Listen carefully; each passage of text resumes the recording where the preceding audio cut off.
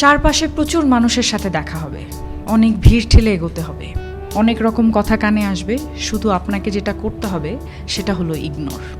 জীবনে কিছু মানুষ আবর্জনা ছড়াতে আসবে, তাদেরকে আগাছার মতো উপড়ে ফেলে দিতে হবে। লাইফ আপনার, বাউন্ডারিও আপনাকেই সেট করতে হবে।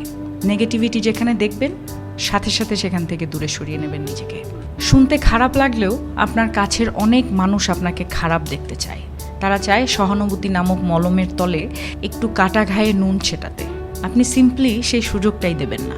অযথা তর্কে যাবেন না, বোঝাতে যাবার কোনো প্রয়োজন নেই।